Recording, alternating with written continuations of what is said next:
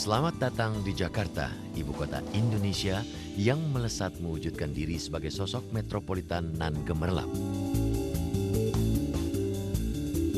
Modernitas tampil gagah di atas tanah. Tapi siapa mengira jika di bawah permukaan tanah, modernisasi tak menyentuh. Menurut data Bappenas, Tanah Jakarta menyimpan lebih dari 1 juta septic tank. Yang mengerikan, belum ada sebuah aturan pun mengenai jumlah septic tank persatuan luas kawasan. Umumnya isi septic tank akan berakhir di sungai. Di kawasan padat penduduk seperti di Jakarta, sebuah rumah memiliki minimal 1 septic tank.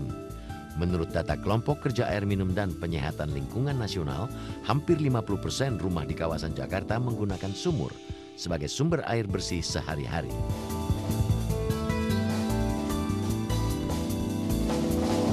Memiliki sumur dan septic tank yang berdekatan tentu tidak sehat. 70% sampai 80% sungai-sungai di Indonesia, terutama yang mengalir di daerah perkotaan itu sudah tidak layak lagi sebetulnya untuk dijadikan air baku untuk air minum. Hampir di kota-kota besar, yaitu terutama di Jawa itu mungkin 75% dari sumur dangkal itu airnya menunjukkan adanya pencemaran dari bakteri E. coli. Kemudian angka kejadian penyakit, ya, misalnya diare dan sebagainya itu juga masih cukup tinggi, ya, di Indonesia ini. Bahkan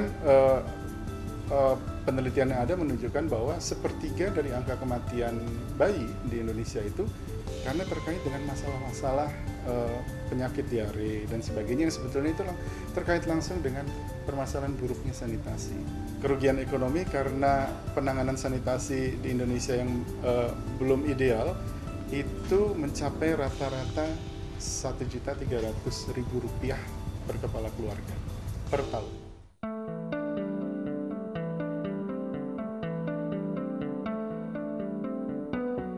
Celakanya, populasi septic tank yang sangat tinggi hingga kini masih belum tertangani oleh pemerintah. Urusan buang hajat dianggap urusan pribadi masing-masing orang. Anggapan ini jelas keliru, sebab jutaan septic tank di dalam tanah yang tidak memadai akan mengakibatkan air tanah tercemar dan berujung mengancam kesehatan manusia yang hidup di atas permukaan tanah.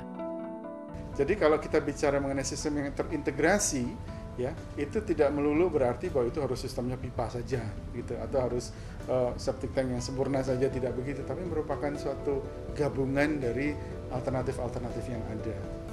Termasuk rencana untuk Jakarta ini sendiri. Jakarta ini sekarang baru sekitar 3,5% dari penduduknya dilayani oleh sistem perpipaan, ya. Itu juga akan kita tingkatkan. Di Jakarta sudah dibagi dalam 6 zona, dan untuk pertama 15 tahun ke depan ini program kita baru akan menangani 2 dari 6 zona itu, karena ini memang butuh biaya yang sangat besar, dan biaya yang sangat besar itu rata-rata kalau per kapitanya itu per orangnya itu kita akan butuh antara 2,5 juta sampai 3,5 juta rupiah. Jadi silakan dikalikan saja, ya. Jadi kalau penduduknya 1 juta, ya idealnya ya itu akan memerlukan 2,5 sampai 3,5 triliun.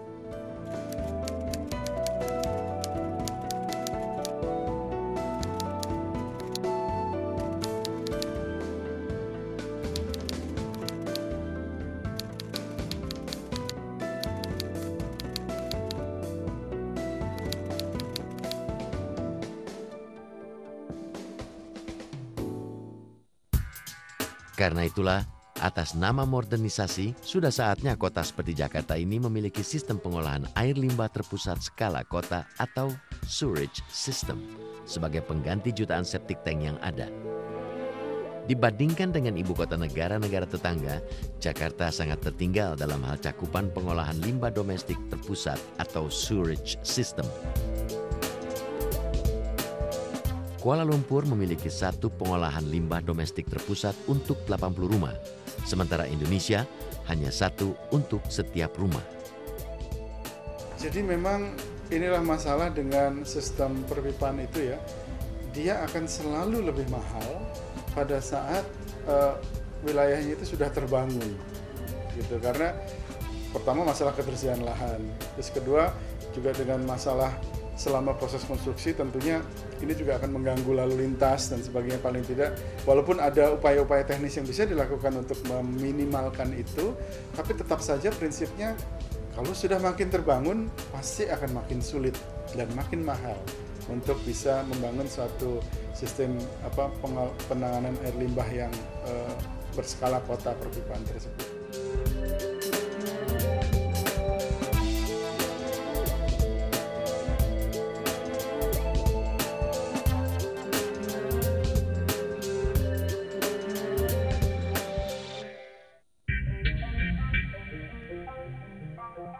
Dahulu, pada tahun 1910, pemerintah kolonial Belanda sudah membangun pengolahan limbah domestik terpusat di Kota Bandung, Cirebon, Solo, dan Yogyakarta. Sejak Indonesia merdeka, pembangunan pengolahan limbah domestik terpusat ini justru terhenti. Pengelolaan sarana pengolahan limbah domestik di Bandung kini berada di bawah perusahaan daerah air minum PDAM.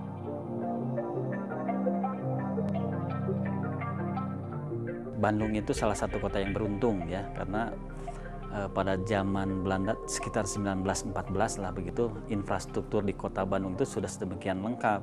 Ada salah satu daerah di kota Bandung ini yang namanya Inhofteng sekarang, Jalan Inhofteng. Nah, Inhofteng itu adalah salah satu peninggalan Belanda yang fungsinya untuk mengolah air limbah.